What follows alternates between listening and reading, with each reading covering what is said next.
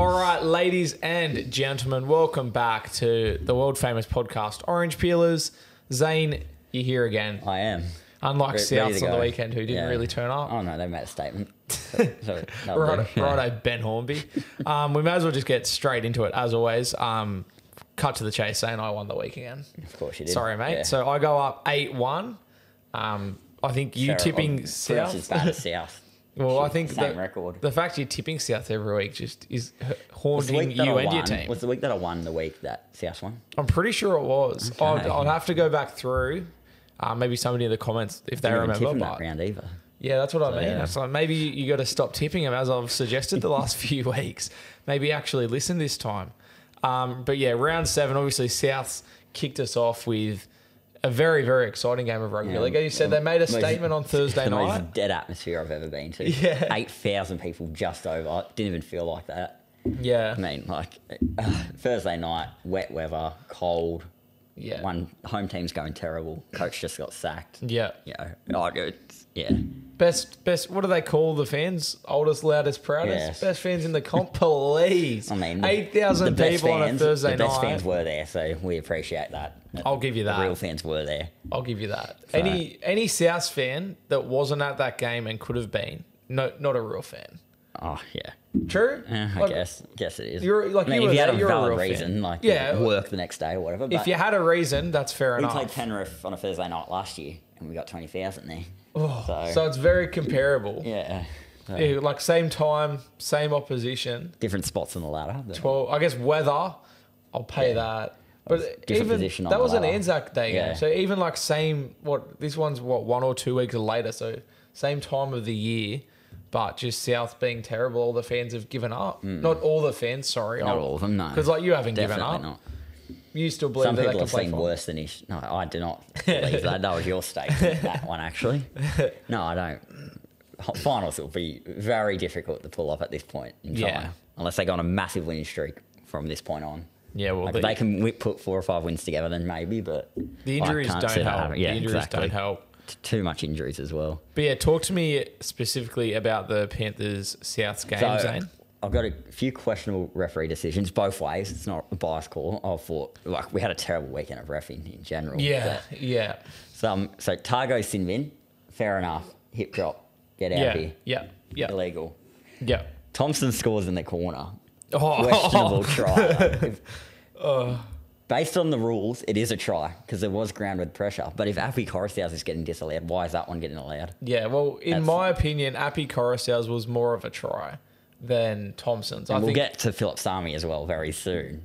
But which is probably worse than Thompson's one. Thompson, I don't even know if I'd say he did have downward pressure on the ball. I'm biased, so I am saying that's fair. Like, I understand. I was waiting at the ground for them to go off and review it, but they didn't. They confirmed it. I was like, oh, okay. Yeah. I was shocked because I actually missed the first 10 minutes of this game. So I was at touch on Thursday night. South. Yeah. No, literally. Best 10 minutes they've played all season. So I was at touch and I was thinking the game kicked off at 10 to 8. I got home at 8 and... No. 10 past 8, yeah. No, I thought it kicked off at 8 and it kicked off 10 to 8. Yeah. And yeah, I got home, I was like, beauty, put the footy on, let's go. And it's 12-0. And I'm like, what is going on? I'm going to say, we actually played really well that South first scored 2 tries. And then I went on Instagram to watch the tries. And yeah, Isaac Thompson drops the ball over the try line in the corner. I'm like, this is...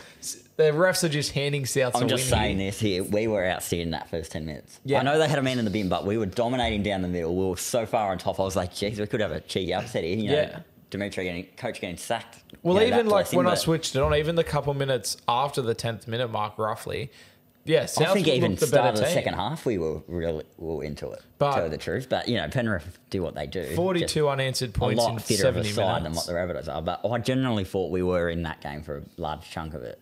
Yeah, I don't know if I'd say a large chunk. I think the start of the second half, I still had belief that we could fight back in. But like the first 10, the first 10 15 minutes of the second half, I'll pay that. It was 18-12, I think it was. Yeah. It wasn't, but... So then Dean Hawkins scores, and very unlike Panthers' defence. No one ran after the ball. Yeah. That was strange, but we get to Taruva now. Yeah. How was that allowed? The forward pass? I wouldn't even call it a forward pass. I'd call it a knock on, to tell you the truth. Yeah. And so So who threw him the ball? I don't even remember. It was Snyder. So yes. Snyder Knocks the ball on. Snyder hesitates to throw the long ball to Taruva, ends up throwing it. It comes forward out of his hands, like undoubtedly. Bounces forward. So it comes forward out of his hands, hits the ground. Taruva picks it up. Everyone stopped. Taruva runs around and scores. Try awarded. So first of all, how was the try awarded is the question. Was like, it the bunker just being like, pass? we stuffed up with that Thompson one, let's give Panthers no, a try? because like straight away, tries awarded, touch judges failed to do his job, ref has failed to do his job. Just not the right call. Then the bunker comes in. And usually the bunker can't stop a try if it's a forward pass, right? They can't rule on forward passes. It wasn't a forward pass, though. But because the ball hit the ground, you can very much make the argument it's not a forward pass. It's a knock on. Because it has come forward out of his hands and hit the ground. That's a knock on. Yet they still gave the try, and maybe I don't know if Anarchy came out and addressed it yesterday. I haven't watched it yet. I've only seen a period if of that. anyone's trying to claim, they can't rule on forward passes. Firstly, the touch judge should have called the forward pass because it was that blatant. Secondly, the bunker could have ruled it a knock on and found a loophole, and didn't. And so that was just incompetence from the referees and from the bunker. That was a joke. Like, it was so forward. Oh, it was. And I saw it from my seat on the other side of the ground. Even the commentators, like everyone knew it was forward. I think Taruva knew it was forward. Obviously, the South defence, who all stopped, thought it was forward. Just a terrible call. It's not like Souths were robbed or anything. It didn't impact the entire game, in my opinion. A little bit. Souths were on top of that point. Yeah, but that kind of. I don't know. I don't think you can blame the loss on that moment. But that was a pretty poor call. The other moment that Taruva was heavily involved in was the quick tap into the tailor-made try zone. Talk to me about what you saw. Taruva wasn't involved in that, was he? Was it? No, sorry. Edwards too. I'm giving Taruva credit for no reason. No, sorry, that it wasn't. was appalling. That. At least, are we certain Taruva played in this game, Zane? I know. Yes, I know. Sometimes I'm certain he did. I know. Sometimes you like to point out his, good moments when he didn't do anything. Fairly confident he played in that Cowboys game. I swear to God, he scored a try in that game. He didn't even play. But yeah, talk to me about the tailor-made try. As a South fan, what did you see from Example South of not defense? playing until the whistle. Yeah. We thought that kick was going to sit. It didn't. I think the Rabbitohs players expected it to. They didn't expect Edwards to just run out and tap it straight away, and they just ran away for a try. Yeah, I think it was very, very lazy from South, didn't he? Like, out of any moment... I know Ben Hornby's come out and tried to defend this and say, we had big sets prior to that, we're exhausted by that point. It doesn't matter. Yeah. It doesn't matter. You shouldn't be exhausted at that point. That's why there's questions being asked, like, what's going on at South Sydney pre-season at training? Like, why aren't they fit enough? Because they're that's getting what all it looks these like. injuries It looks as like they're well. not fit it enough. doesn't seem like they're fit. Yeah, all of them are getting injured. Their strength and conditioning and fitness, like, it just has to be questioned. But even just, like, it's an attitude thing as well. Like, nobody even tried to get back. Outside of Jai Arrow, nobody even... Arrow chased him down the whole way. And Murray was further back. But nobody else even, tried to get back or made any effort to chase. They all just gave up straight away. What also concerns me... There were Souths players watching Dylan Edwards run past them, and they just...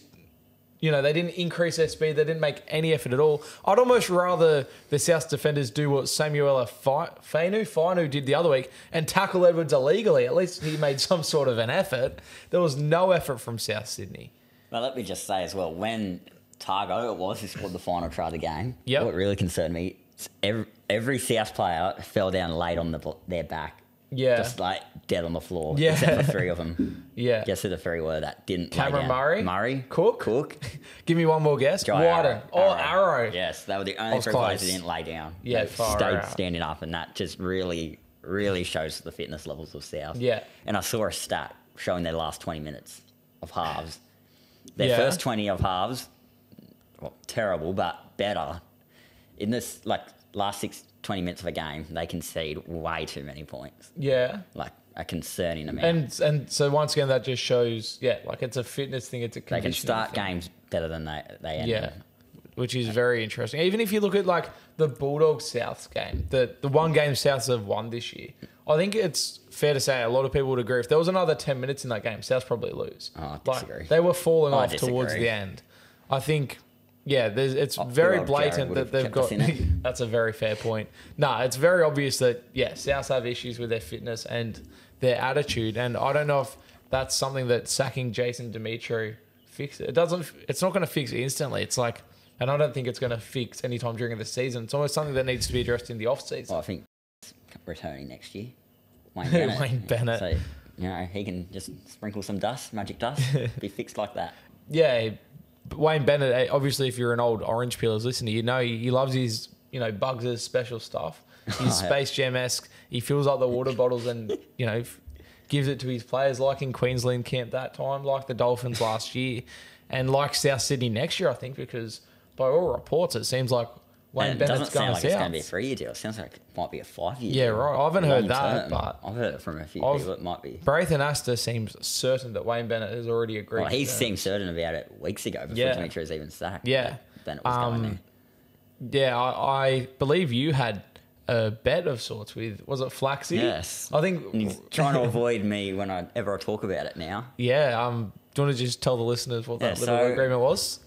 Flaxy, actually, on our competitive online game, agreed if Bennett comes back to South, he would give me $1,000. Because he didn't think it would happen? Yes, he didn't. He said no chance. And it's not confirmed yet, but it seems very likely it's going to happen. But if he doesn't return, he knows what's going to happen. We're not going to do it now. Yeah. What happens, but $1,000. Where is it, Ryan? Need it ready. I hope somebody clipped it. I hope somebody clipped it up. Oh, I wanted to. You should have. But we're in competitive online games. I didn't have time to. He's got plenty of. He wasn't streaming at that point, was he? He could have been. He could have been. He could have been. 100%. He's often streams. So, shout out to our Flaxy. Start saving, buddy. And to be fair, to our Flaxy's credit, I was also team Wayne Bennett, no chance of returning to South. Why was that? Because he's at the Dolphins, and I just didn't think it was a possibility that he'd go back to the club that, he'd left on semi-good terms, and he doesn't often go back to teams, but... We went back to the Broncos. I'm glad I didn't put up $1,000. I'm glad I didn't put up $1,000 because it seems like... Who do you think would take over South if Dimitri was to be sacked? I thought David Ferner was probably likely. Yeah, I thought that's why they brought him in. Well, to prepare him for. Yeah. Well, that was Dimitri's decision to bring him in. Yeah, well, that's how I sort of thought it was South's decision, like at the time. But we've also got breaking news today. Jason Dimitri has been given a new role. Really, he's working at Triple M in the commentary. There you go. Good on him. He's got something to do now. He moved up in the world. You could argue. Shout out to Triple M. We're able to hear his thoughts during games now. Do you have anything else to say out of this South Panthers game? No, I'd prefer not talk about it. I was about to say we probably should give Panthers some flowers a little bit. To bounce back, no Nathan Cleary, 42 unanswered points, not bad at all. I thought Dylan Edwards absolutely outstanding. Yes. He's making every possible claim for that New South Wales fullback jersey. I'm going to give you a hot take, Zane. I probably at the current time, and in maybe next week or the week after, we're going to do our predicted teams or the teams we'd pick. Predicted or like whatever. Yeah, I don't know. We'll probably do both. So we'll probably do what we think will happen and what we want to happen. And at this current stage, I probably would pick James Tedesco as fullback. But my hot take, I think Dylan Edwards is going to be New South Wales fullback. You reckon? I reckon Madge is going to pick Dylan Edwards. Oh, we might see angry Keynesy come out in a few That's weeks. a bit of a hot take for you. I've just got a feeling that Madge is going to mix things up. Gus came out last night and said everyone's going to be shocked by this side. I heard didn't Jesse Raymond get a call saying he's getting considered? Strange things like that. And that's what makes me think think Matt Burton could get picked. Yeah, no, genuinely, because based on what Gus said on it's 100% footy. He ruled out Lua. He ruled out. Who else did he rule out? Hines. Yeah. Well, he did. I don't know. Jack Whiteham, but I don't know if he ruled them out, but he just kept saying, you're going to be surprised. Like Gallen was naming players. He might know that Burton's been called already about it. He said something about think about the workhorses and stuff. And this was, to be fair, I'm pretty sure that was just about the halves. But I don't know. I've just got a feeling that Dylan Edwards could be Madge's guy. Bit of a feeling. I don't know. And I do. And based on what Gus said, I've got a feeling, maybe Matt Burton snags a 6 role, which I'd hate as a Bulldogs fan, to be honest, because we're trying to play making the cut this year. Murray's obviously out. Well, Murray's out, which is crazy. He's retired. Yeah. He's retired. But I think he's going to unretire. You reckon he'll return? Him and Madge were talking about it during this, really? off-season. They were talking about it. Don't shoot the messenger. Okay, it's not my problem. Damien Cook at centre. obviously. Played a bit of fullback on Yeah. Thursday night. Oh, yeah, before we move on, can we talk about Damien Cook playing fullback in his Last time 200? he played fullback was up at Madge, and I think we've spoken about this before. Yeah. When we had games with Walker on the wing, Cook at fullback. Yeah. You know, he made his return, and he actually didn't go too bad. Considering... That's rain. Yeah, Oh, it's dear. heavy rain. Oh, no. Oh, well. Listeners, if you're watching and the audio gets a little bit... Well, it's not going to affect the I don't audio, think it but... will too much, but... Bit of background noise might put some people to sleep. Bit of a sleep companion. Did you ever, as a kid, like listen to like rainforest noises and stuff? Yeah. This is perfect. People, if you're listening, grab a pillow, get some blankets. We're going to put you to sleep with the rain noises. How good. We may as well move on to a game that didn't put anyone to sleep. No, to end it. Not at all. Manly Raiders. Who was calling the Raiders pretenders at the start of this game when they were down 20-0? Who? Someone in that group chat I was. hope it wasn't me. Are you trying to imply it was No, me? it wasn't. I don't think it was Someone me, called was them... it? I forgot who it was called them pretenders, but... Yeah. They're normally the team that fades away, not this game. Well, I put on, maybe it was Patrick because he's a Manly fan. Yeah. But I put on the They were due group for a chat. loss, apparently. I think when they tied it, I put up something like, what's the opposite of a fader? I guess a raider. Because, yeah, they came back. As you said, usually they fade. They did the opposite in this game. Down 24-6, down 20-0, and then 24-6 with like 20 minutes left. It was over. And as like I called Manly 13 plus, I think you called Manly 13 plus. I think everyone called Manly 13 plus. And so at 20-0 and at 24-6, everyone's like, meh, it's exactly what we thought was going to happen. I saw this sort of result coming for Manly eventually. I think they had a loss coming. But Yeah. I certainly thought 20 minutes in they win this game. Like, 20 minutes left in the game. You're not thinking, oh, this is the game they're going to lose. No way. I just shout out to the Canberra Raiders for pulling this one back. I think Elliott Whitehead probably played the biggest role in the win. Oh, yeah. He scored a couple of tries. He scored 2 tries. Yeah, okay. He did that crazy flick pass. He had a He hasn't played much strong this year game. either, That was his first game Yeah. back. First game back, Obviously, and it's you gotta exactly get out there. exactly what the Raiders needed. Goodness me. Honestly, they don't win this game without Elliott Whitehead. Like, he was probably that not, big. actually, yeah. Like, he was the difference, in my opinion. But, yeah, talk to me, Zane. What did you make of Manly? Well, I mean, they start off very well, but they seem to always start fast and end slowly. We saw it against the Gold Coast. We saw it against the Warriors a few weeks ago. So, you know, they Dragons. Dragons as well, yes. So, sort of evidence they need to sort of fix up their final periods of games to stay in it. Well said, actually. Not against South, though, in Vegas. And the Raiders obviously conceded there. 40 points the week prior to the Sharks in Ricky's 500th. They then travel up to Brookvale and pull this out of their, places that I'm not going to mention on a podcast. What did you make of the Raiders? Just the typical Raiders, unpredictable. They're either going to be dreadful or they're either going to play really good and win tight games. Yeah, in a grind. But do you reckon, it wasn't really a grind this game. It was a full-on comeback this. Yeah, they just put on an absolute clinic in the last 20, 30 minutes. It shows what the Raiders can do. Yeah. Do you reckon they're one of the most bipolar teams in the NRL this season? Or do you reckon another team? I don't know. I still want to watch them for a few more weeks before. They're just a very confusing side to me. Yeah, 100%. Don't know what they're going to do. I don't really have anything else to say out of this game, to be honest. This is definitely game of the round for me, I reckon. Yeah, that's to be fair. Yeah, no, that's completely fair. I think, as we said, down 24-6, the game was over. I think if anyone was sitting there watching their TV or at the game thinking, oh yeah, Raiders will win this, then you're an idiot, to be honest. But you would have been a correct idiot because the Raiders did come back and they did win. I think they deserve so much credit for hanging in this game. I think post-game, Ricky Stewart in his press conference was just really proud of the boys, and rightfully so, because there's not many things I like better in rugby league than a comeback win, for my team. Yes. I'd rather win a game by whatever margin if it's a comeback than flog a team 60-0, genuinely.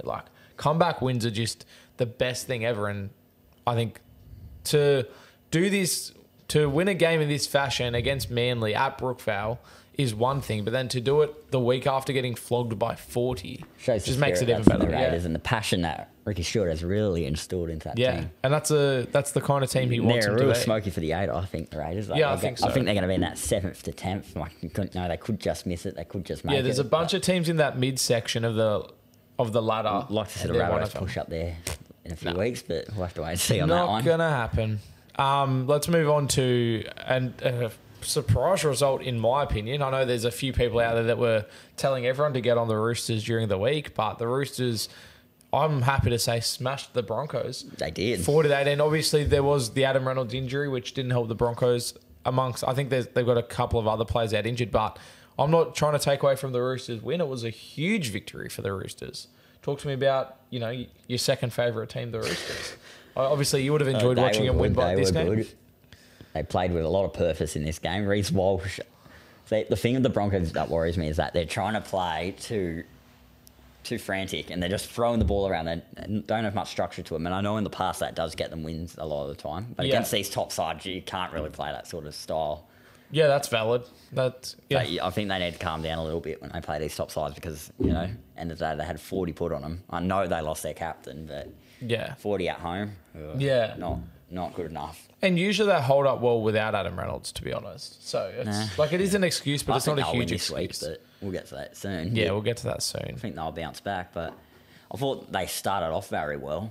Yeah, they did. At the start of the game, I'm like, they should just win this game. But second half, it was all the Roosters. Angus Crichton. Oh, my God. Blinder. Absolute blinder. Didn't he?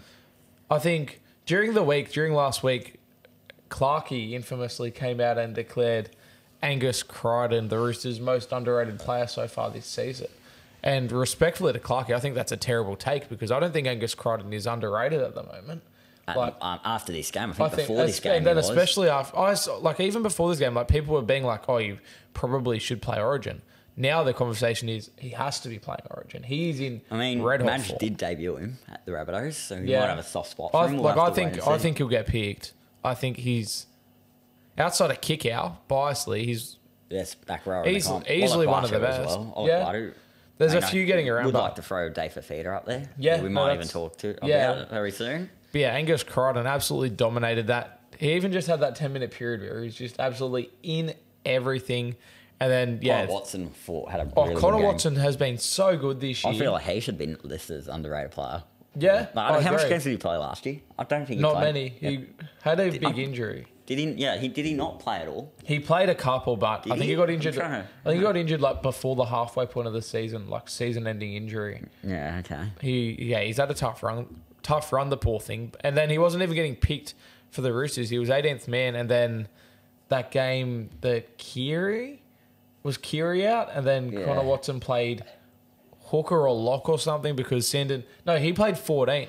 Sandon Smith moved into the halves. Connor Watson came onto the bench and just played so good they couldn't drop him. Was this in the period where Sam Walker was out as well? Maybe it was Sam Walker that was out. Yeah. Maybe it was Sandon Smith and Keary. Yeah.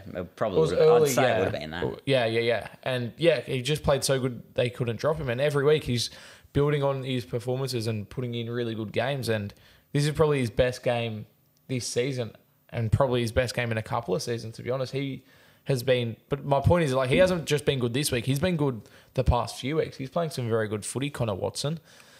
Terrell May as well had a really big bounce-back game. I know. Also very underrated. Yeah. Very underrated. People are throwing him in for Origin conversations. Yeah, they are. I think it's a bit early for that. He's good, but... So. He is good. I wouldn't consider Origin not yet. So far. In his future, for sure. Possibly, not this season. But a lot of people in Supercoach were trading him, and he came out and dropped at 120 points. He was actually on my bench, didn't play him, and it cost me a couple of wins in Supercoach. Was there any other standout players or anything you want to touch on in this game? I think Reece Walsh didn't have his best game. I think he panicked a little bit towards the back end of the game. Yeah. When Reynolds went down, I think he thought he needed to stand up, but yeah, that's fair. You can't be conceding 40 at home. Roosters, they look really good. I hate to say it, but yeah. Broncos, they did look quite good. Have to see how they go. No Reynolds for pretty much the rest of the season. So until finals at least, which I'm still certain I'll play finals, but that'll be a big test for him this period. Yeah, that's a good way of putting it. We saw how their form last time before Reynolds even got to the club.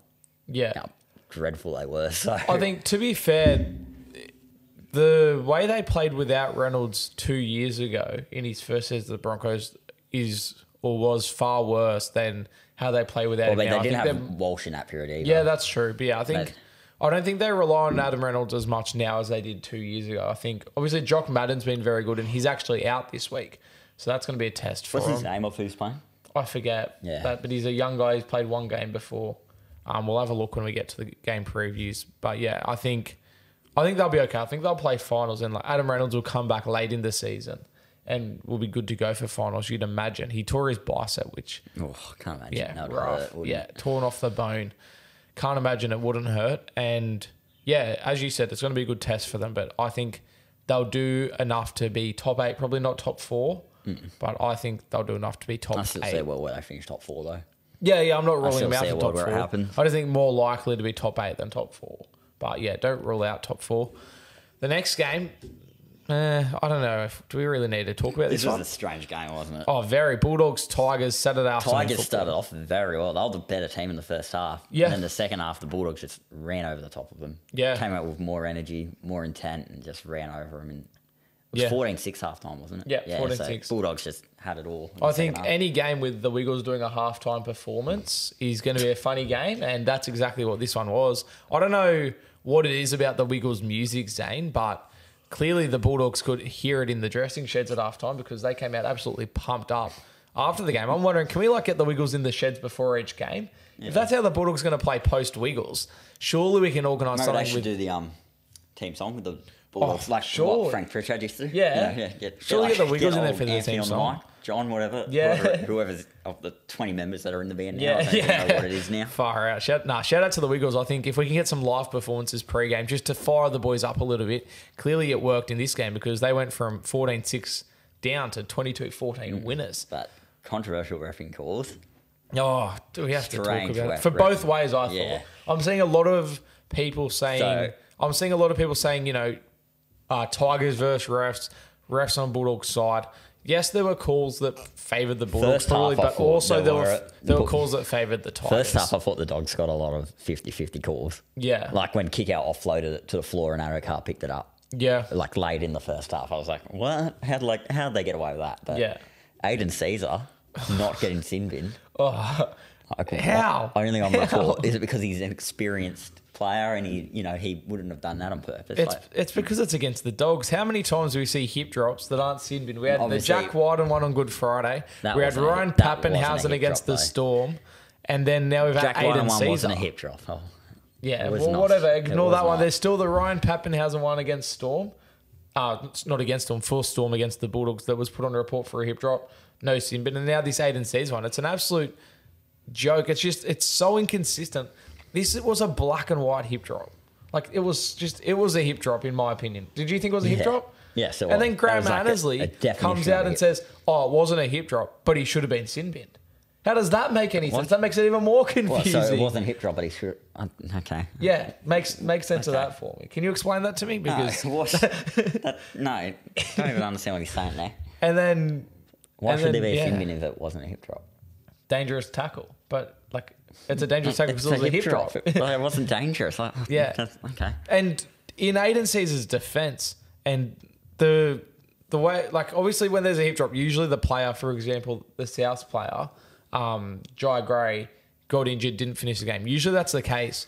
But in this case, Josh Curran got back up and was fine. And that shouldn't impact the referee's decision to sin bin someone or not. But I'm just saying, in Aiden Caesar's defence, if it's a dangerous tackle, how did Josh Curran get up and walk away? Like, in my opinion, it wasn't a dangerous tackle.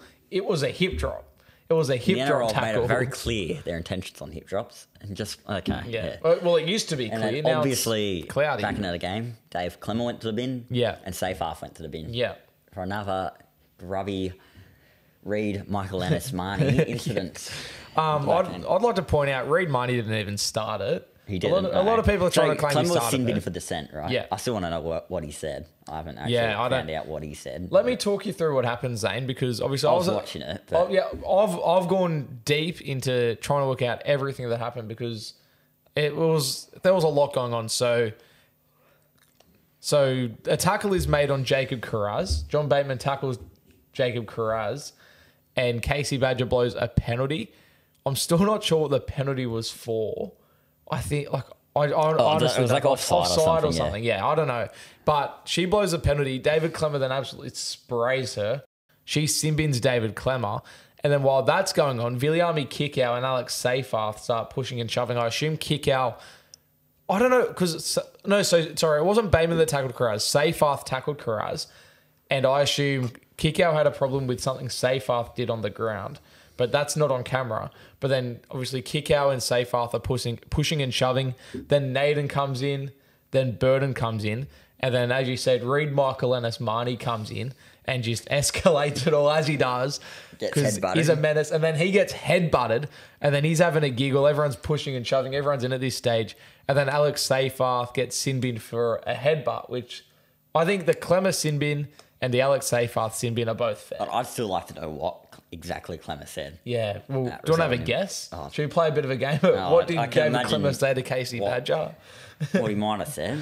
He loves it. It was something to do with her gender or something. You reckon? I don't know. I hope not. I don't know. I want to make it very clear on this podcast right now. Jared Sutton all over again. Well, I was literally about to say David Clemmer loves some dissent at Accor Stadium, doesn't he? He wouldn't say that to a female. I want to make it clear that I don't have a problem with female referees. I think it's great that we have female referees in the game, and I welcome more female referees. My concern is that players aren't as respectful. What's the right word? Not respectful, but they don't have that much authority over players. Even because I feel like she completely lost control of that game at the back end. Yeah, she did. They showed her on screen. She was trying to talk to some of the players, and they just weren't even listening. Yeah, they were turning their back on her. It's just, and I know that's not her fault. That's more of the players' issue. Yeah, but it's 100%. just and it's the same issue happened in the Titans game straight after. Yeah. As well with I will say one thing I noticed in the game, and especially watching it back, John Bateman was in her face a lot throughout the game. So was Aiden Caesar. Yeah, and I feel like that just it doesn't help that from the get-go. Bateman was captain, wasn't he? Yeah, because Appy was out. Yeah, just from the start of the game, they were very much in her face and intimidating her. At one stage, Aiden Caesar stood her up and, I guess was trying to intimidate her, and it's stuff like that just doesn't help. There are comments online that are sexist. Yes. I don't have a problem with female referees. I have a problem with referees, and I've come on here and I've bagged out Ziggy in the Sharks game. I've bagged out Jared Sutton in the South game. Ashley Klein cops it sometimes, especially from certain Roosters fans. The issue I have in games like this is the fact that there were 5 successful captain's challenges. I know. And then to top... the most there's ever been It's got to be. I said while watching the game live in person, I said to my brother who was next to me, I'm like, this has got to be the most successful challenges in one game. I wonder what the record is. But then not only were there 5 successful challenges, at the end of the game, Tigers tried to challenge something, and she told them that they didn't have a challenge, but they did. They had already had they hadn't lost their challenge. Probably lost count. She's there's been so much challenges. Things like that, and then just losing control of the game a little bit to the point where Clemmer's abusing her, Seyfarth headbutting blokes, and that's not entirely her fault. But I just feel like it wasn't a great refereeing performance. No, it wasn't. The next game wasn't any better. Yeah, it wasn't. We'll probably get to in a sec. Before we move on, just any standout... To be honest, as a Bulldogs fan, I didn't think there were any standout players. I just thought it was a good overall performance. Yeah. Matt Burden's been very good. Oh, Matt Burden, I didn't put him in my 5-4-3-2-1 this week. I came close to. I didn't put anyone from this game. Yeah, neither did I. But yeah, I thought Matt Burden was very good. It's so good to see him. His running game's been unlocked. He's playing better each week. It's so good to see him playing good footy. Bronson Sherry again was quite good. Kickout was destructive. Reid had a solid game again. But yeah, I think it was just a solid team performance. And as I said earlier, I love a comeback. And to be down 14-6 and hang in the game and finish it off with such a strong second half just really shows where the Bulldogs are at the moment, resilience-wise. And, they didn't leak any points in the second half. So it shows where their defence is at. Panthers this week, though. It's going to be a challenge, isn't it? I'm very excited for the Bulldogs-Panthers game. I think it is going to be a very good challenge for the Bulldogs to really see where they're at. Last year against the Panthers, I don't know if you remember that, but they named the worst Bulldogs lineup of all time. They had Hayes Perham fullback, they had Jake Averillo halfback. You weren't terrible at that. Kyle Flanagan was at hooker, and Tavita Pangai Jr. was named on an edge with Jaden Ockenbaugh the other edge. So Reid Mahoney came off the bench. Reid Mahoney came off the bench and played lock. It was that name just makes me laugh. Jaden Ockenbaugh. I think you're laughing about Tavita Pangai Jr. the flop. But no, I think I'm very excited to see, a close to full strength team. If Connor Tracy's back especially, take it to Panthers. I'm not expecting them to go to Penrith and win, but a part of me believes they can. And that's why I'm excited, because I'm like, let's see, can we take it to the Panthers like we took it to the Storm, like we took it to the Roosters, and can we show that, we're capable of being a top 8 team and at least competing with the top sides is something I want to see out of the Bulldogs this week. The next game, as you alluded to, the Belinda Sharp refereed Titans Storm Did you game. expect this scoreline? No, Did you I expect thought this dominant Storm win here? Yeah, I was expecting a dominant Storm win. Very much. So, once again, Titans in the first 10 minutes conceded 12 points. They just tend to do it. They did against Manly. They did against the Warriors. Yeah. They did against the Cowboys, I think. Like, they just always seem to let in 12-0 leads, and then they'll score a couple of tries, and then it'll be a tight game from there. Yeah. The Titans are starting, in my opinion, to finally look like a Des Hasler side. Yeah. They're just hanging in games. They're not always winning, but they're hanging in. And I generally reckon they should have won this game. Yeah. Well, they won the second half. I think they very much should have hung in won the it. game, though.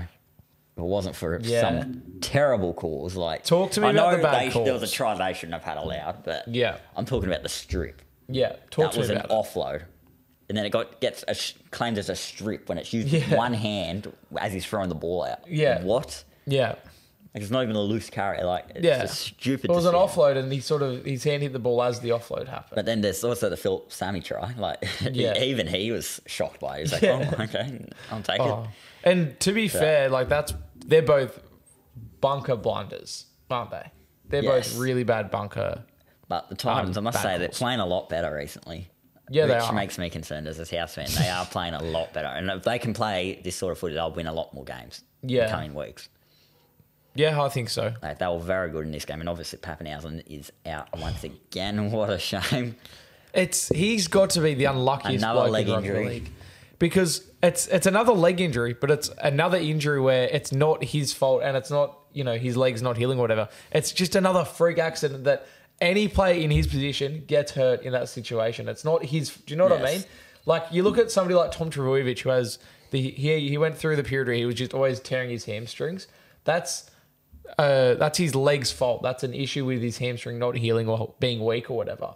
In Ryan Pappenhausen's situation, it's not that. It's literally just a freak accident every single time where it's not him carrying an injury into a game and it getting worse. Every single time it's just him landing in awkward spots, and I feel just so This sorry one for wasn't as him. brutal as the white one Yeah, that no, time. luckily, when yeah. you need it. Oh, Mate. that's the one that put him out for Yeah. however long, and then he came back and 3 games later did his ankle. And now this was an ankle again, wasn't it? Where it Yeah. sort of got twisted. But I think he's out for 4 to 6 weeks, which I'm like, it's weird to say that that's good news, but like it is. It could have been so much longer, Yeah. and usually it is longer for Pappy. So I'm glad he'll be back eventually. But it's also good news for anyone who has to play the Storm in the coming weeks. It's all well. I was going some to sort of say way. it's actually quite good news for a man that goes by the name Farlungo. Yeah, he's going to get his shot now. If isn't he's he? playing fullback, I almost wouldn't want to play the Storm because he is a freak. That kid can play. Did you see his try? Yes. That was insane footwork. He turned. Oh, who no, was Phil Sammy. Sammy, yeah, Sammy. he turned Sammy literally inside out. We talked about last week. Paul Kent's inside of a tree. This week, Philip Sammy's a pretzel. He got turned inside out. It was incredible. Every time Farlongo plays, he's just a walking highlight reel. So I'm very excited. Obviously, I love Pappenhausen. He's probably I think he's my favourite player outside of the Bulldogs to what. Like, he's so exciting. But Farlongo, very excited to see how he goes over the next few weeks if he gets named at fullback. Interesting week coming up for the Stormy. Who do they play? They play the Sharks this week, but interesting coming weeks for them to see how because once again, they're not winning. They're winning a tight game. They've had one massive win this year, which is against the Rabbitohs, but once again, they just seem to want keep games tight, and they're just like, we'll take it. But that's, I think it's a good thing though. It's like they're showing they can find a way to win. Did you expect them to put 40 on this game? I don't know if I'd say I expected to put 40, but I expected them to win by more than 2 points. Yeah, I think Titans were very unlucky in this game. Yeah, that's fair. But yeah, I don't think Storm winning games in this fashion is bad. I think it's good. It shows that they win games no matter what. Now to discuss Dave Fafita?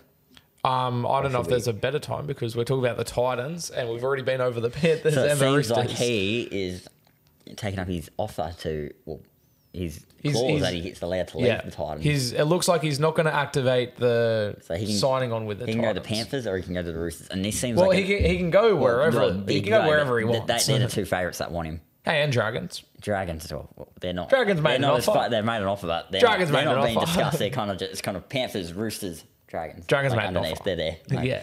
Now, South should be there. I don't know why they're not. We've got 800k of Tom Burgess leaving, but that's discussion for another time. But Even like the Bulldogs who are desperate for prop should be in the race. The same way Dragons are in the race. You know, this seems to be like a move that he wants success now. He's made his money. He wants success. Yeah, and you know he's going to probably get that if he goes. Is it true that if he stays at Titans, it's $1 million a season? I don't even know if he's on that much anymore. I think it's still more than what he's getting. I read $1 million. I read $1 million for 2 years, and I interpreted it as $1 million a year, not $500,000. You saw last night, if you watched NRL 360, Gordon, Queensland bias Tallis, tried to defend this move and say he's going to stay at the Titans. Because Braith came out and said, if he moves to the Panthers or the Roosters, he's got a better chance of winning the comp. We all know the Titans aren't going to win one. And Tallis comes out and he's like, how do you know that? And we're like, it's pretty obvious, Gordon. Get rid of that Queensland bias. It's pretty obvious they're not winning the comp. I wouldn't rule out him staying at the Titans. I wouldn't rule it out either. But do you see them winning a comp within the next 5 years? No. Wait, how many years? Whatever, let's say 5 years. No, I don't think they will. They're not the most likely team to win a premiership. I said last year I feel like they're the next Queensland team that can win a comp. Nah. I'd have them as the Dolphins above. Let me put it this way. I think they're the fourth most likely Queensland team to win the next premiership. Yeah. Well, last year I thought they were really building for something with Hasler coming in, but they've been better. But you know that's not the point. Fafita leaving would hurt them so much. But and they lack a half as well. There's three things that are going to happen with the Fafita situation. Either he signs with Panthers on 850 Panthers have offered. So Panthers have offered 850 over 3 years. Roosters have offered 825, so a little bit less, but for 4 years, longer term. He either signs with the Panthers, makes a bunch of money, probably wins at least one premiership, happy days. He can go to Roosters for a little bit less, but technically make more money because it's over a longer period of time. And if you sign the 3-year contract, you risk, falling off a cliff, which is unlikely at Penrith. He's probably going to increase his value. But there is a chance his value decreases, injuries, that sort of thing. And the 4th year, he's not guaranteed the huge wicket. And so that's probably why you go to the Roosters. Also, let's be honest, Roosters are going to pay him heaps outside of the cap anyway. Probably bumps his price tag to 1.2 mil. What do you reckon? Roosters paying 400K outside of the cap? Probably. At least? Probably. Something like that. Anyway, so he signs with the Roosters on the long-term deal, possibly wins a premiership. Possibly. Hope not. I think you're more likely to win a premiership at Panthers than Roosters, but I think Roosters still a good chance, especially if they have David Fafita. Can be like Gordon Tallis and say, why aren't the Titans a chance? The third scenario is, he's only doing this whole signing so the Titans can up their to then not activate the clause to say at Titans and say, hey, Titans, if you want to keep me, you're going to have to give me more money than I'm on. And I feel like that could be the case. Yeah. That he's doing it to get more money. Because Payne Arce did this a few years ago as well. Yeah, he did. It happens all the time. It's smart. Matt Burton did it to the Bulldogs. Why wouldn't you do it? If you're being offered that much money from these rival clubs, it only makes sense to use that as leverage to then make more money and stay where you are.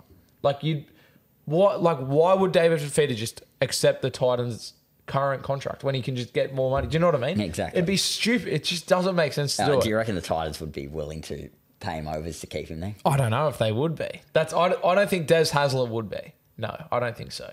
And that's what makes me think he's probably going to leave. Okay. What do you think happens? I reckon he's going to go Penrith. I agree. I really feel like he's going to end up at Penrith. I think he'll end up at Penrith as well. I also think that if Roosters sign David Fafita, they then can't keep Angus Crichton. And Crichton will go to Penrith. And I just don't see why Roosters would take Fafita over Crichton. No. I think Roosters, as the culture they have, I think they're more likely to keep Crichton, which is why I'm a little bit surprised. They've made an offer to Fafita, which surprised me. Because, I'm surprised they've done that without I can still call him that, South legend, Angus Crichton. Yeah, 100%. 2017 Burrows Appreciation Award. There you go. Then he ditches us and goes to the Roosters, and now we don't like him anymore. His own doing there, though. Is there a world where Roosters sign both Crichton and Fafita? Probably. Probably. But all outside of the cap. Well, does that mean Nat Butcher's off? No, because I'll just pay them all outside of the cap. Well, where are they going to play Fafita? Crichton on the bench. I don't know. I think Fafita goes. That'd be dumb. I think Fafita goes to Penrith. If he does go to Penrith, where do you think they play him? Are they going to play him on the edge or front row? They'll take out Luke Garner's side. Yeah. They'll put him at number 11. Whoever else plays there sometimes. It's Luke Garner in between someone else. And you think, because obviously they've Sorensen, isn't it? They lost Fisher Harris. Yeah. So I don't think he should play prop, though. Do you think they're just going to bring up juniors and then... They'll bring Lindsay Smith in there, won't they? Yeah. They'll have more juniors, but I wouldn't play him at prop. I'd play him back row. I agree. For sure. Yeah, I think so. Especially Taruz is off, but Toto next to him, that'd be Well, insane. throwback to that left edge, the left Panthers edge when Kickout was edge. there. Like for like. Fafita on his Fafita day, and I Kickout. feel like he's better than Kickout. Yeah, that's pretty day. valid. On his day, that's pretty valid. Like, It's unstoppable sometimes. Fafita's... Yeah, he's a pretty bloody handy football player. He played all 3 Origin games last year.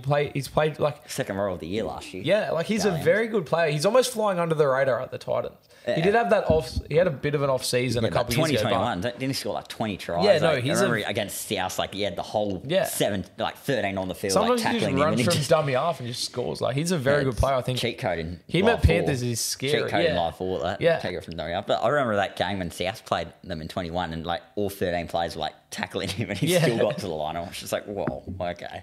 But yeah, no, I think he ends up at Penrith. Speaking of the Titans and Queensland teams, there was a Queensland derby on the weekend. Dolphins getting over the Cowboys. And I'd like to say, Zane, me and you are both geniuses because Tip the Dolphins. Just about everyone tipped the Cowboys. Cowboys heavy favourites. I was sceptical on this game and as well. me and you both called the Dolphins. So hats off to us. But yeah, what do you make of this one? Back and forth. It's my word to describe it. Yeah. 3 words to describe it. It was a very back and forth game. My 2 words to describe. And Cowboys were up at halftime, I think. Don't think they scored in the second half. Yes, they did. They scored late. Yeah. They missed a kick. Yeah. To tie the game. Yes. That is correct. Yes. So, yeah, that was a very gritty game from the Dolphins to get the job done. Yeah. Again, Cowboys once again conceding a lot of points. 26 points. Most games probably win. Yeah. You score that many Yeah, points. very much. Couldn't agree more. Dolphins, but some people are saying, who have they played? They haven't played a top side yet. Yes and no, but they're winning. Yeah. I feel like, yeah.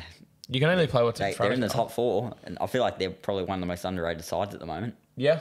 People I'd say seem so. to forget they are top 4 at the moment. Sometimes, you forget they exist. They're the best team in Queensland. They are currently on the ladder, even higher than the Broncos.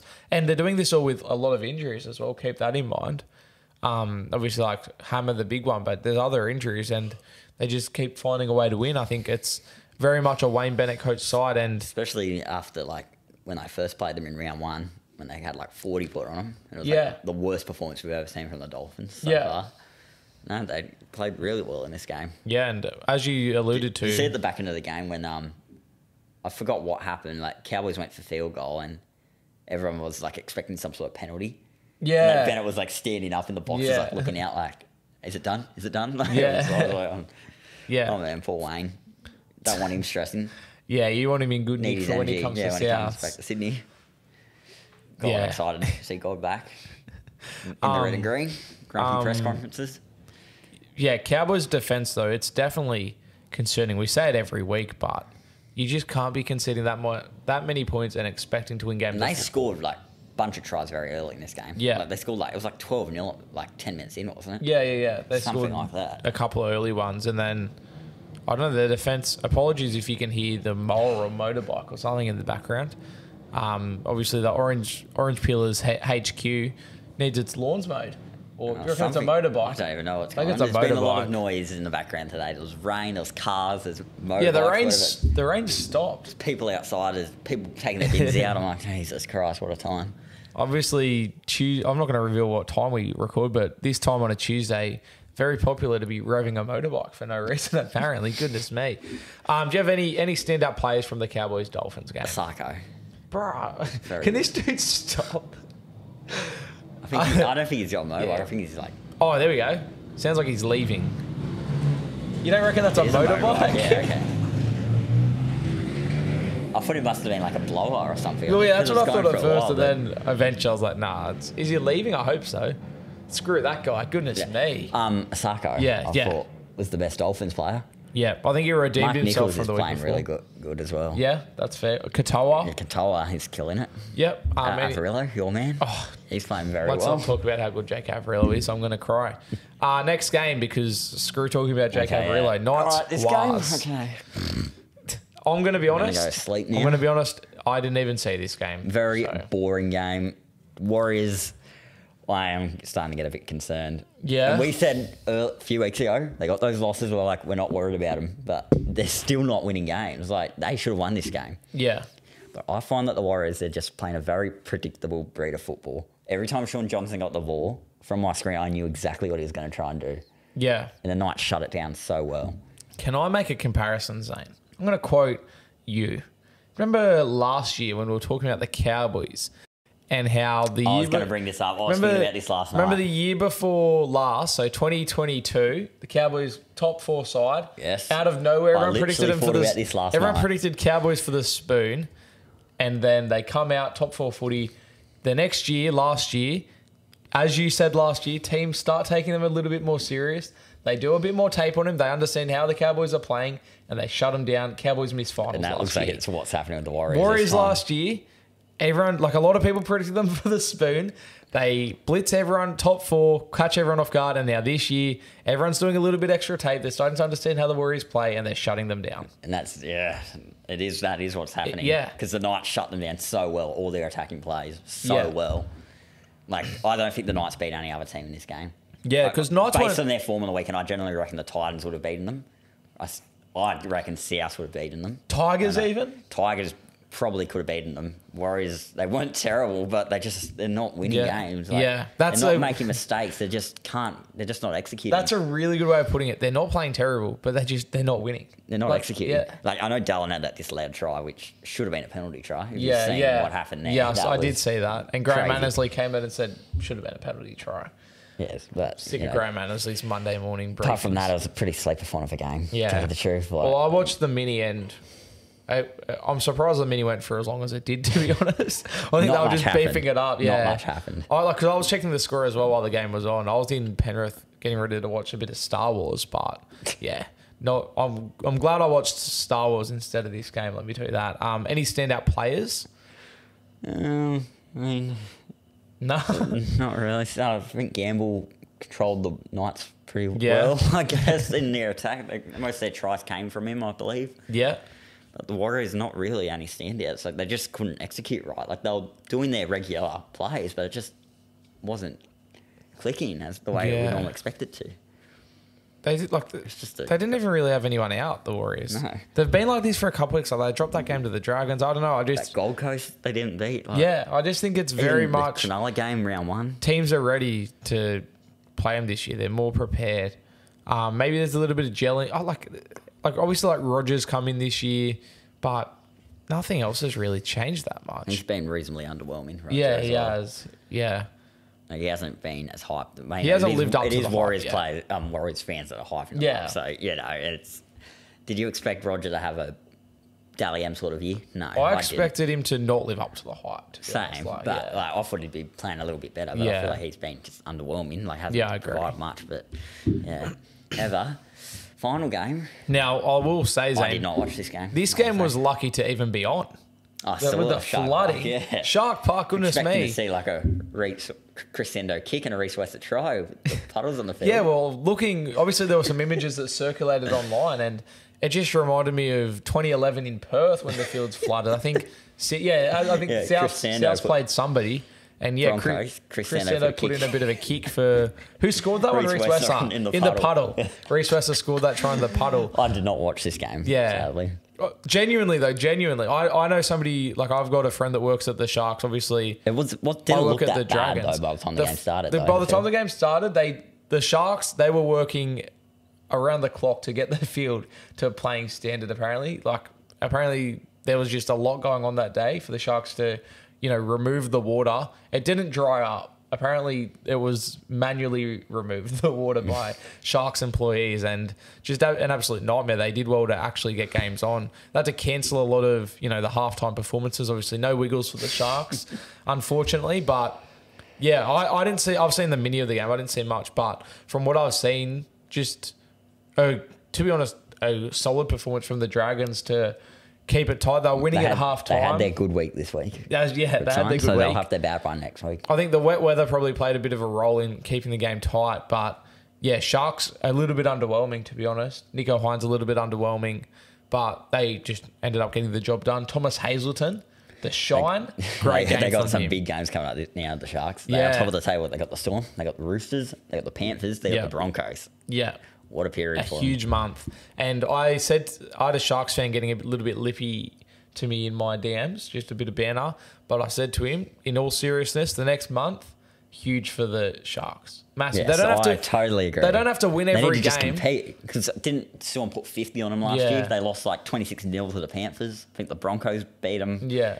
Not convincingly, Like- but they beat them. Like, I think they need to win one or two of the games, but they just need to be competing in all 4 games. yeah, to prove that they can beat Yeah. the good sides and that they And, don't need yeah. everything going their way against Yeah. the rubbish teams and score a bunch of Yeah. points. I said it's going to define their season next month. Oh, yeah. It'll really show us what are the You Sharks. watch them. Is this game at Amy Park or is that Shark Park, this game this week? I'm pretty sure it's Amy. I don't know. I tell you what, I now understand why it's called Shark Park, because there were pretty much that sharks Amy? swimming around it on No, Sunday. this Yeah, could be- Amy Park. You watch the Sharks come and get beat by like 30 this week. I remember And you're gonna be last like, year it was well, the same thing where Sharks were flying and then they went down to Melbourne and They got beat by a lot of 50. people were tipping them to beat. But I don't know if that was the game they lost by 50. Yeah, but, it was. They did have 50 put on them last year against Melbourne. But I think that was the other Melbourne game. I don't think it was the one in Melbourne. No, it was the one in It Melbourne. was? Yeah. But yeah, I'm very excited to see how the Sharks I'm go going to over look next at month. the Sharks draw from last year. I Because just want to clarify something. They're in first. They also lost to the Tigers. Yes, they did. And they got belted by the Tigers Yeah, as so well. I'm very keen to see how they go this So the next Sharks last year, they lost to the Rabbitohs, they lost to the Raiders, lost to the Warriors, beat the Roosters, who weren't top 8 side, smashed the Cowboys and get flogged by the Dolphins Yeah. next week. Find the Storm game for me. Broncos Yeah, beat there them. you go. There we go, 54-10. Yeah, They got Can I go belted. Maybe I'm thinking of the year before. the year before was the Talakai blinder. No, yeah, maybe, yeah, I don't know. I don't know what I'm thinking of. Maybe I'm thinking of the year before, but there you The go. year before So- was like 36-16. I yeah, think. that's the Storm one won, I'm yeah. thinking of. But yeah, They big month coming up. Bounced for the back against the Sharks. Bulldogs, belt the Dragons, belt the Tigers, Warriors belt them, Manly beat them, Penrith beat them. Yeah. Like, it was a very strange year, wasn't it? The Sharks last Yeah, year. it was. Do you have anything else? Like, you didn't watch the I game. didn't watch the but- game, so you'd have to explain a Yeah, bit more. I don't really have anything else to say out of it. Yeah, just Sharks, a little bit underwhelming, but got the job done. Dragons probably played better than expected, considering they're coming off a 60-point win. Unfortunately, Shane Flanagan didn't quite get the chocolates over his old team. But to his credit, they still haven't won a premiership since he left. Yes. Actually, the last time Dragons beat Sharks at Shark Park, Shane Flanagan was the coach of the Sharks. It's been that long. All right, Zane, our 5, 4, 3, 2, 1s of the week. Okay. Make sure, if you're watching the podcast, please, in the comments, give us your 5, 4, 3, 2, 1s so I can add it towards the total points tally. You get to have a say in who our player of the year is later on. Okay. Zane, kick us 1 off. point, Connor Watson. Yeah, that's so valid. 2 points, Matt Burton. Yep. 3 points, Angus Crichton. Yep, not higher. No, thank you. 4 points, Elliot Whitehead. Yep. And then 5 points, Dylan Edwards. Yeah, that's so fair. That is my list for the week. All right, perfect. I'm very glad we have similar lists again. All right, so I've gone 1 point to Matt Burton, and I'm glad you've got Burton at 2 points because I thought I was being a bit biased there. I've gone Tom Hazelton with 2 points. Yeah. In the Sharks game, he was You got Hazelton, I got terrific. Watson. Yeah. It's the only difference in our Yeah. list, just saying. And I could have easily included Watson. He was very good. Another player that was unlikely to miss out for me was James Tedesco. I thought he was pretty good in the Roosters game. Elliot Whitehead, 3 points. He was very good for the Raiders. As we said earlier, pretty much won him the game. Dylan Edwards gets 4 points for me. Absolutely dominated against South Sydney. And as I said, I think he's going to be playing Origin this year. And my 5 points went to Angus Crichton, which means our player of the week, they don't... No, it's... Our player of the week, Dylan Edwards, the future New South Wales fullback. As I said, if we had a sponsor for this segment, you'd be using code Edwards to get a discount, but we don't have a sponsor for this segment. So instead, jump in the comments and give us your 5, 4, 3, 2, 1s so I can add it to the points tally for the year. Zane, let's get into some Instagram Q&As. Before we do, I want to just, as I alluded to earlier, in the coming weeks, we're going to replace Instagram Q&A with a bit of Origin chat. I don't know. When are Origin teams even picked? Round 11, 12. We won't do maybe it next week. End of 'cause Magic next week's Round, maybe. Magic Round. Might be after Magic Round. Yeah. I think that's that So week they I get think picked. the week after Magic Round, the episode after Magic Round is The when Magic we'll do Round it. is going to have a different host on that week, I believe. No. Over me? No. Oh, No. okay. No. You get to do the Magic Round. Okay. Don't worry. Well, Don't worry. okay. mate. I thought there was No. debates about it. Okay. I can promise you, your job's safe here, mate. Your job's safe. Okay. There is a little bit of talks about maybe a bonus episode. Yes. But you're not being replaced. Yeah, I I'll know. make sure. That's what I was trying to I allude to. believe bonus episode coming there up. could be some people that think they're going to replace you for that week. No. Zane, you're the Orange Peelers co-host. One of those people out there that might think they are. No, it's your job, mate. You're safe. I'm not cutting you. You're not cut from the podcast yet. All right, you're safe. Job's safe. But yeah, so next week's Magic Round. The week following that, we're going to do our Origin predicted and wanted teams, and that's going to replace Instagram Q&A for that week because it's time to talk some Origin. But before we get into a bit of Origin talk in the coming weeks, our Instagram Q&A is this week. Who is most likely to finish in first position? I'll have to go the easy one and say Penrith. I don't think Sharks will finish first. Yeah, that's fair. Storm or Penrith. I'm going to go, yeah, that's pretty... I think yeah. I'm tempted to go Storm, but I'm going to go Panthers. Wait, I clicked draw. I wanted to click ladder. Oh, yeah, I'll go Panthers as well. This one's for you, Zane. Are Nottingham Forest going to survive this year? Any more point deductions coming their way? I don't know. I think they're just outside it now. How much more weeks is there in the Premier League? I don't know. I don't know. This question's for you, mate. They specifically said Zane. Nottingham Forest, just... I don't know who remembers when I answered that question. Or wait, did you say that's who you go for? I think weeks ago I said it once. I was like, I don't even know. That's how little I know. How much weeks is there in the Premier League? I believe they play 38 games. Well, they've played 36. Yeah. Nottingham are currently 17th. Bottom three go also down. Relegation. And the points, they're on 29 points. They have 3 points outside. I'll say they stay up. Whatever. They've said any more point deductions coming their way. Did they lose points? I don't know. Did they? Did you say that that's who you go for? Is that why I think I did asked? at one point because I got into soccer that year when they went up. So I was like, oh. Because I remember somebody asked the other week, who do we go for or something? Or who do you go for? Okay. I'll stay up. Why not? I don't think Luton Town will take them over. Yeah, right. I think they're a definition of a second division club, but whatever. I wish I could add some more insight, but all I know is up the Chelsea, baby. Chelsea won 5-0 this morning, so let's try it. And the Knicks won today. And the Bulldogs won on the weekend, so I'm having a good little run with my teams. What's your favourite V8 or F1 race? No idea. I have no idea, no knowledge on that. They did, in the question, they did include a couple of options, and I'm going to go with Bathurst, because I grew up 40 minutes from Bathurst. So that's where I was actually born in Bathurst and did my grocery shopping. Well, my family did grocery shopping in Bathurst. So that's why I'm going with Bathurst. What's your favourite song? Oh, that's a pretty, it's not an out there question. It's like an easy one, but. Yeah, unexpected question. At the moment, it's Mirrors by Lil Wayne. But there you go, Lil Wayne. Interchangeably with featuring Bruno Mars. Obviously, but obviously. At the moment, that's probably mine. Have you been keeping up with the Kendrick Lamar and Drake beef? Have you seen any of that? Not really. No. Oh, it is fire. What's your favourite song? I thought you'd have a Swift one up there. My Exile or something. that's I'm not like that girl that cried outside the Taylor Swift stadium.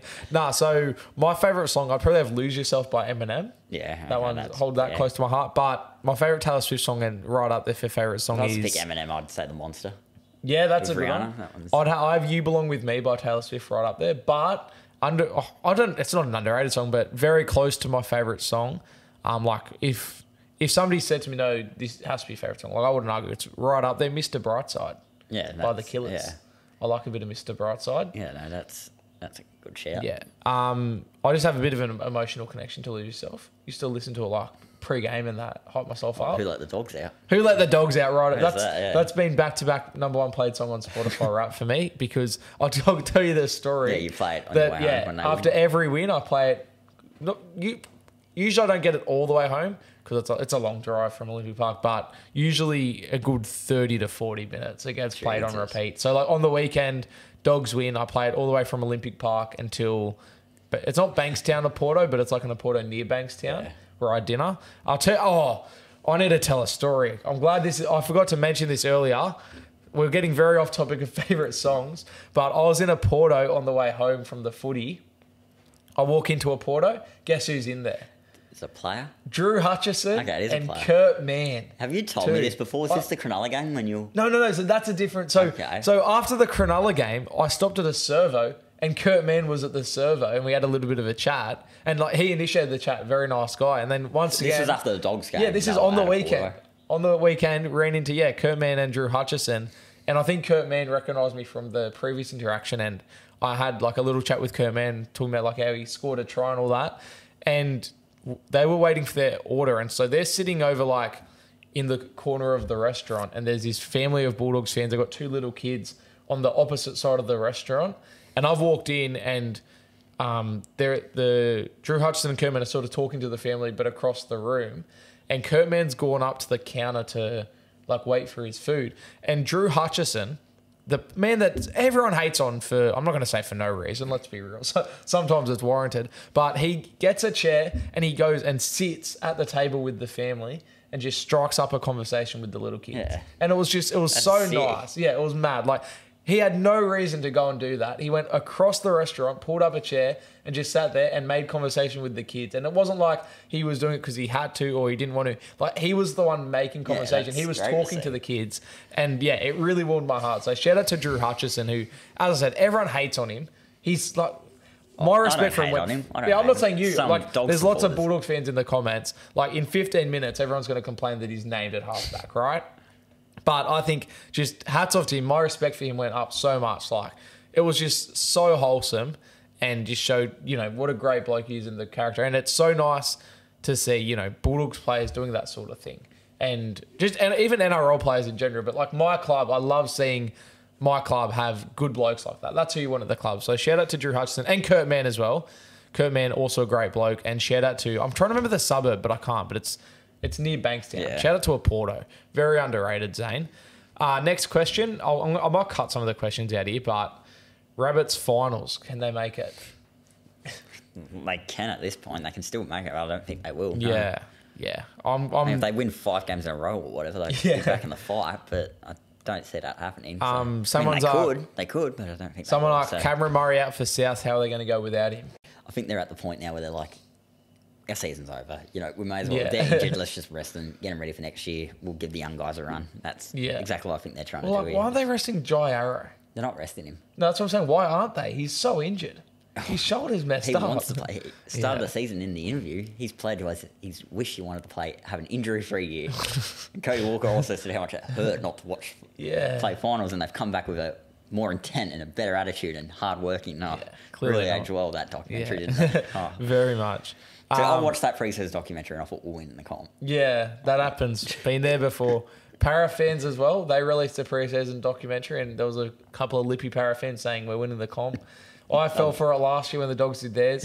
I've been there and done it. The pre-season documentary, it gets the hopes up and then the season shatters them all over the floor. I've been there and done it. And I warned people. I warned everyone getting hyped about their pre-season documentaries. I said, guys, the Bulldogs did one as well. Just because you have a documentary doesn't mean you're going to win the comp, unfortunately. Penrith, they're smart. They make the documentaries after they win the comp. Yes. And you get to watch how they won the comp. It's actually... If you haven't, I remember the 2021. That was good. Have you watched last year's one? It's so good. Yes, if you haven't, go to NRL like 9 now. Go watch the Panthers documentary. It is so good. The Dolphins one was good. Their preseason one. And they didn't make finals. Yeah, no, that was cool though, the Dolphins one. Didn't we? Yeah, no, that was cool. Cameras in the Origin camp. Yeah. No, I wish we had more NRL documentaries. Yeah, I'd love to see very good. More behind the scenes. Even just when teams do the one round ones, like Dragons did one for round one. Have you heard the story about Wayne Bennett in 21? When we got pumped by the Panthers, he came out that Monday on their first training session after, and he's like, fuck, we're not going to do video. Let's pretend that didn't happen. And he takes his shirt off in the gym and starts swinging it around. Yeah, I've heard that story. Yeah. Oh, jeez. Good. He knows how to coach. Good times for the Rabbitohs. He knows how to coach. Yeah, he's just like, let's forget about this game. It didn't happen. I remember his press conference after that game. Yeah. It was just like, we're players out, but we're better than that. I mean, that wasn't good. Yeah. That was his answer. You miss him, mate. Describing that whole game. I do. All right. 5-year deal. See if he lasts it. I was gonna say it earlier, and I'm like, no, I'm not gonna be the one to say that. Next question: Dogs top 4? I don't think so. As a Dogs fan, I don't think they're gonna make top 4. I reckon they could make top 8. We're making the top 8. We're making the top 8. Give it a few more weeks. We're winning the comp. I'm telling you. I've said it for so long. We're winning the comp. Who is the team to beat this year? Storm. At the moment, yeah. I'm not going to put Sharks seed yet. Yeah. I could in a few weeks, not yet. Storm and Panthers, though, at the moment. This question's funny. Who is Cheese? I think we must always call Brandon Smith Cheese and just never give context. Yeah, Roosters hooker. How will Dragons be after Lomax leaves? I don't know. He hasn't done much in the past few weeks, so... Yeah, I think they've got some good juniors there. I think they'll be all right. Yeah, but they don't keep their juniors, do they? True. Very good point. And then somebody said, are we going to start doing a fantasy segment? I'm not that into it this year, so... Well, I'm not even playing fantasy this year. I'm on Supercoach, so... Yeah, I don't know. Kid of the week, Zane, do you have one? Do you think of any? It was pretty boring this week. With the Broncos. What, do they wear home? They wear home. Yeah. It's pretty sick. No, I don't like their home jersey. I've gone with Bisley. I've gone the Bulldogs. They wore their away jersey at home. Yeah. Which is annoying. They normally do. So they wore normally wear the blue one at home. So they wore the blue, but the blue jersey with the blue shorts, so clean. And so then, they're home shorts. Yeah.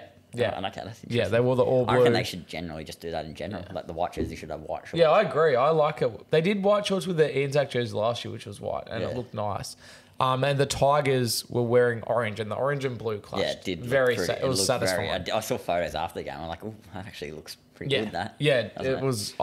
They're my two favorite colors, and I was very excited to see blue on orange. All right, Zane, let's do our tips for the week, starting with Dolphins Manly. Thursday night game. This is in Queensland. This is tough. This one. I might go Manly to bounce back. Yeah. Yes, I might go Manly.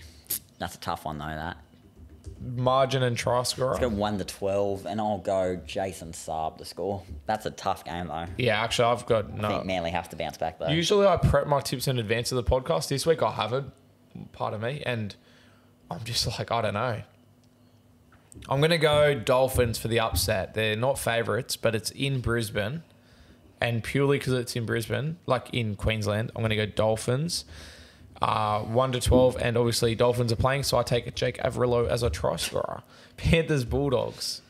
Sadly, I'm going Panthers 13 plus. Not high 13 plus, but 13 plus. Like I'd say 14, 16 sort of point That's margin. going to be incorrect. And who'll probably score in this game? I'm going with a smoky. I'm going to go Moses Leota. Really? Yeah. Yeah, it's an odd one, isn't it? Moses Leota. Yeah. All right. I'm obviously. Actually, no stuff that I need to start getting some points. I'm going Targo. Need to keep it sweet and easy, honestly. Yeah, you need to catch up. You did 8-1. Can't be picking Tom Burgess and Moses Leota anymore. You're already trying to work out why I'm beating you 8-1. This is why. You're picking Moses Leota to score in Panthers winning 13 plus. Come on, mate. I'm going the Doggies. But I'm going to go Dogs 1-12. I think if they do win, it'll be in a tight one.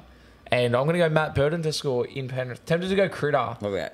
Tempted to go Critter. What about kick out as well? Kick out as well. And the weak gutted dog. I'll tell you what. There is a world where I put on a cheeky little multi for Burton, kick out, weak gutted dog, and Critter to all score tries. That'll be very tempting. Eels, Broncos. I'm going to go to Broncos 13 plussy. No Moses, no Guffo, no Reynolds for the Broncos, but I feel the Broncos will bounce back after conceding 40 last week. I feel like they're going to run righty. They put 50 on them last year, I think. They did. Out comeback, I think Broncos can win well. Try scorer? Let's go. I'm going to go Billy Walters. And that's not even like a joke of a prediction. I actually feel like he could score in this game. That's feeling. I was thinking, and by all reports, they're going to let this young kid play, but I was wondering, will Walters go into the halves?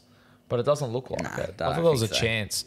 I'm going to go Broncos as well, but only 1-12, just without Reynolds and without Madden. Let me have a look. Oh, well, team lists haven't come out yet. No. But I forget his name, but obviously the audience can go look at it. Apologies if you listen to Orange Peel, his young fella from Brisbane. But yeah, I think with him in the halves, probably a little bit closer.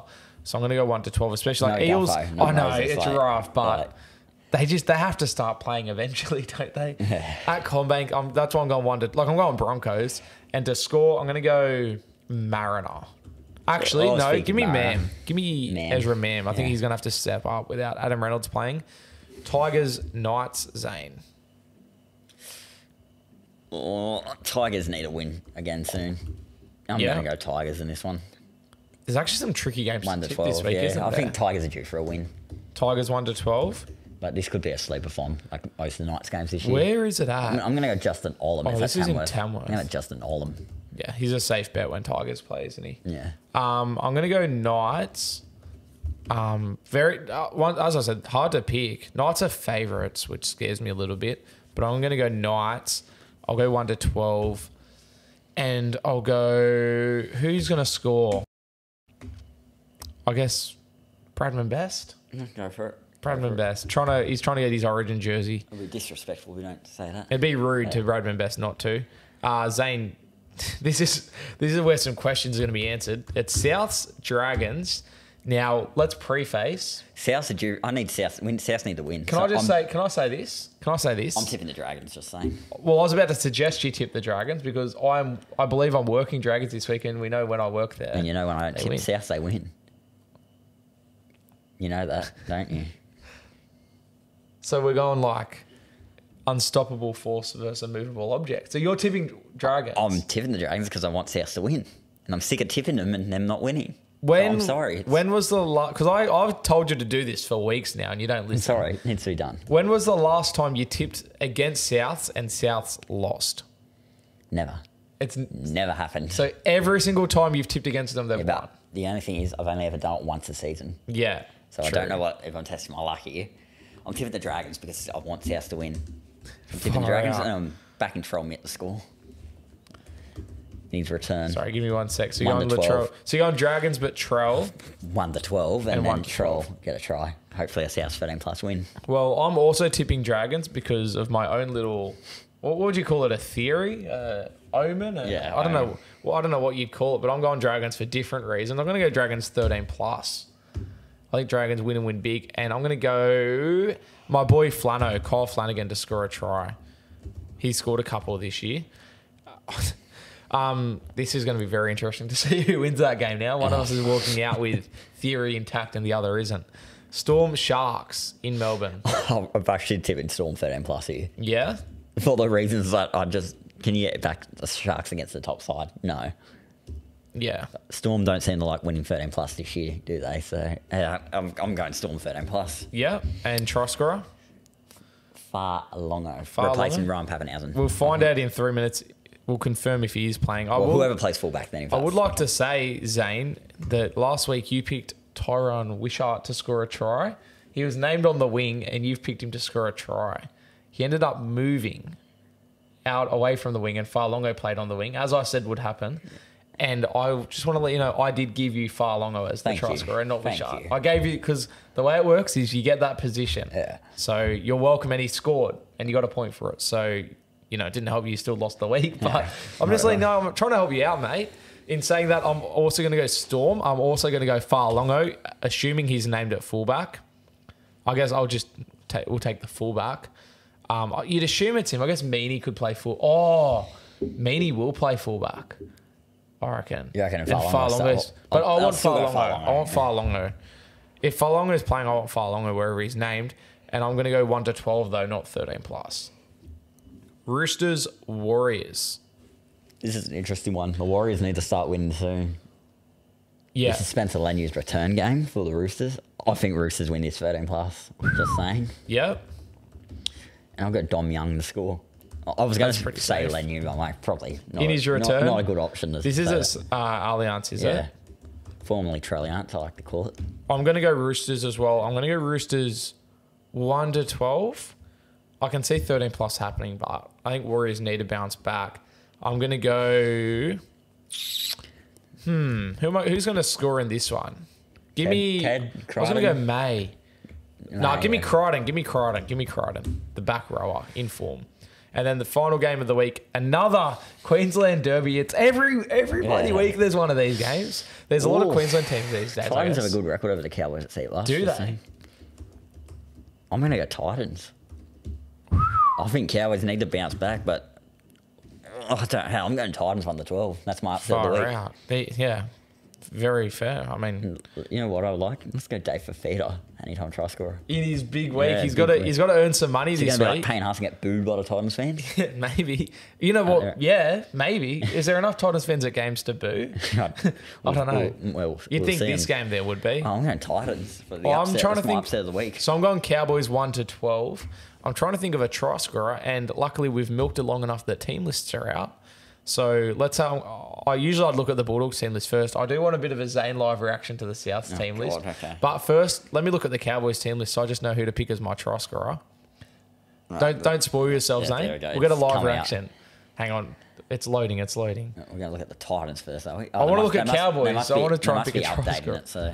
Yeah, all right. I'll just go Holmes. I'll just go Val Holmes. Yeah, he'll be fine. Can't see why he won't be. So. All right. Do we want Souths or Bulldogs team list first? Let's go South first. Yeah, get it out of the way. I can just get it up here, honestly, if it's... Yeah, pull it up on your own thing because mine's not. Okay. Here come your cavalry. Okay. Here we go. Oh. Is Latrell fullback? Troll is fullback. We got Huge. Shibaski on the wing. Shibashaki on the wing. Jack White and Michael Cheekham in the centres. Yep. Tui Pilotu Thompson on the wing. Don't mind that. Walker as 5'8" and captain. We got Tia. I think this is Dion, isn't it? Yeah. Halfback. So Dean Hawkins has been dropped. No, he got injured. Oh yeah. Come on, man. Come on. Put some respect on Dean Hawkins' I was name. just prepared for him to be dropped. So David Wiley, Damien Cook, Sean Kepi. Okay. Kalomatangi back at second row. Dry Arrow at second row. I don't like that. Havili is lock. Mamazulis, Talis Duncan, Burgess, and French on Who's the bench. French? I don't know. Then we got. Is it Bevan French? No. And then we got Bentley Hape, Skelton. It's not Gerard Skelton. No. It's his brother. His brother. Okay. LeBlanc, Chapman, and Alex Johnston at number 22. So Johnson might play. He might play, yes.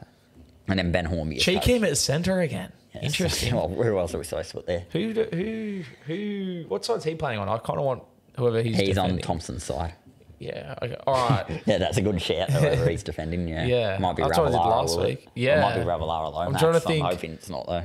He'd be left. No, he'd be left or right. Left centre. Left. So No, Dragons. he'll be right. So we want the it's gonna Dragons be left Wyden centre, and which is Wyden's on Johnson's side, so he'll be the right. no Saul. Oh, give me. I'm changing my Dragons try scorer to Moses Sully. Respectfully to Michael Jeez, I Cheekham. don't like this line. All right, Cody Zane, Walker's 200th game, mate. Bulldogs lineup. 200th game for Cody Walker, so congratulations to him. Blake Taff is at fullback. No Connor Tracy. Connor Tracy he's in the reserves, so still a chance to play. And then it's Drew Hutchison still at halfback, sucked into Bulldogs fans that want him dropped. And then it's just pretty much all the same, it looks like. Curran named at prop. Yeah, I saw so Preston's still on the bench. Yeah, so Salmon's at second row with Man at lock and Preston on the bench again. Last week I expected him to come on and start second row. He didn't even play. Yeah. Didn't play a minute off the bench, so probably expect that to change. And otherwise it's all just much of the same. Farmer Sully there, Sexton's in the reserves. Much of the same. And Nathan Cleary, unfortunately, named to return this week. Interesting. Which is unfortunate for... Interesting. Wait, Paul Alamotti? Oh, because Tungo's suspended. Yes. Paul I think Alamotti I backed revenge Tungo game. to score, actually, didn't I? Did you? Do you want Changed it to Taruva, You want please. Taruva? Yeah. Are we sure Taruva's playing this week? Yes, he is. I just saw it then, so he is. Yeah, that's fair. All right, that'll do us, Zane, I think. We happy to wrap it up? Yes. You onto the... Bit of a distracted You onto the podcast game today, this... I'm going to 2. Yeah? Dragons versus Rabbos, and I'll also be at the Roosters versus Warriors game. Why? Second I don't know, I favourite was team. You're a invited to go. closet Roosters fan. I was just invited to go. So. Invited to go? I heard a rumour that you're sitting in the chook pen. I am. What's no that one's supposed to about? know that. I'll have a hood on. No, What's that all about, mate? Oh, it's a personal reason. Personal reason? Personal bet that was made. You had a bit of a bet. Round 3, if the Rabbitohs lose, I have to sit the chook pen at some point during the season. Vice versa. If the Roosters lost that game. What was the score? It was 48-6. It was a terrible goodness night. me. Yeah, it was a terrible night. Goodness me. And you lost the bet, and now you have to sit in the chook pen. Yes. Why? Experience what they're like, how different they are to the borough. I'm making the Definitely not better, but... I'm making the trek out west this week, out to the foot of the mountains, Penrith. Yeah, I can't wait. Round 24. Thursday night at Penrith. Oh, yeah. Amazing trek, isn't it? On the train? It's good stuff. On the train, it'd be rough because you have to go to Central first. I'm just driving, luckily. Well, you took the train up last week, didn't you? Yeah, caught the train up to Olympic Park last week. I don't mind. To Olympic Park, it's all right. It's okay, but... To Penrith, it's when a trek. Yeah, both ways, though. When you're coming back and up and back on the train, it's exhausting. It is. I'm not going to deny that. You get to go to Redfern, though. Yeah. Home of the Rabbitohs. I'm there for like 5 minutes. Yeah. I literally run off the train to get to the platform. Yeah. Literally run. I'm like... Yeah. All right, that'll do us, Zane. Good luck to South this week. Good luck to your Roosters, who you'll be cheering on this week. No, I'll be a Warriors fan in disguise. Let's trot, baby. Give us a chee-hoo. Yeah, no.